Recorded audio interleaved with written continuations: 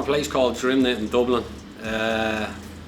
Grew up as most normal people, you know, just playing sport out in the streets with my mates, and kind of that's about it really, yeah. Yeah, it's massive. Mother and father played all sports, played Gaelic, hurling, football. My sister played all sports as well, so it's always kind of been in the family, yeah.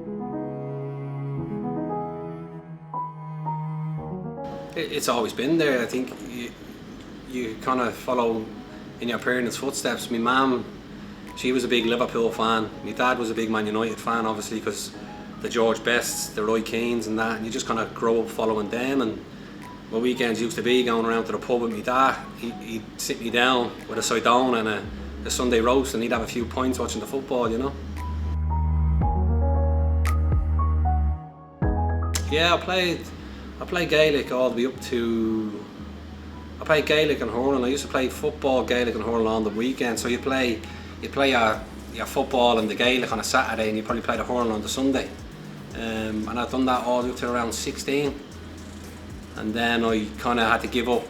I had to choose one or the other, which obviously I chose football.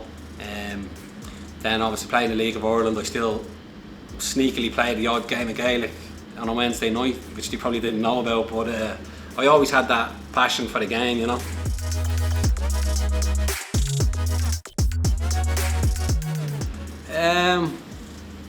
No, I disagree with that, because you got to use your feet. I think obviously being good at football benefits you being good at Gaelic, you know. You probably got a little bit more skill than some of the rugby type players. No, but it all helps, you know. As a kid, you just grow up. You grow up on the streets. You play every game you possibly can.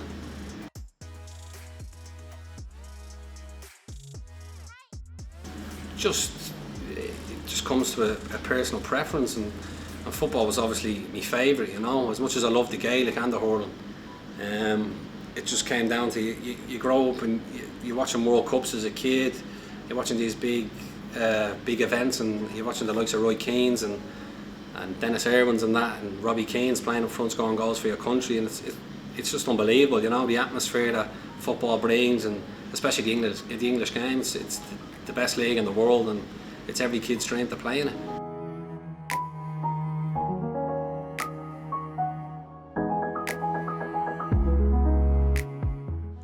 Yeah, Roy Keane would have been my hero growing up, yeah.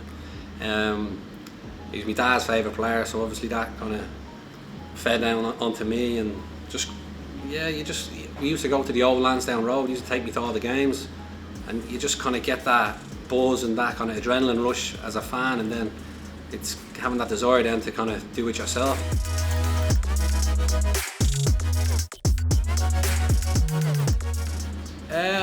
It was just a case of it was getting over the disappointment of not making it as a 16-year-old.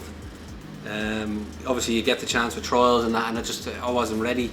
Then you get the disappointment of that, getting over it, kind of getting your head around where you're going to be, and then just keeping your head down and getting focused back on playing as well as you can. And I was relatively successful playing in the League of Ireland, and that opportunity then came to make the move across to England.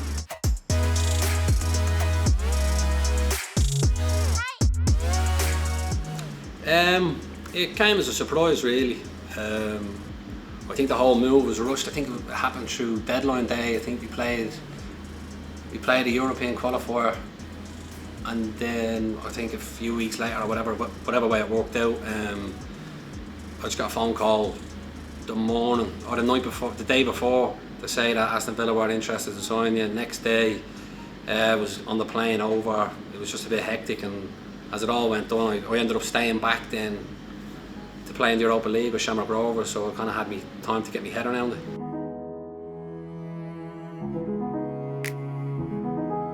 Yeah, it's been brilliant, you know. From the moment I stepped in the door, the manager's always had that kind of successful feel, you know. It rubs off on you, and you kind of went from strength to strength as a player personally and as a team, and it was just getting into them winning habits and that kind of determination to succeed. And it kind of all fell into place, and we had that desire then to go and do it. And we've had, well, he's had 3 relatively successful seasons, and we've had 2 with him, or 3 with him. So long may it continue. I think we're a dressing room that it doesn't really matter what nationality you are. You know, if you kind of got around the lads, and you'd see it, we're kind of all similar, just down to earth, want to do well for each other, and that, you know, there's not many egos in there, you know.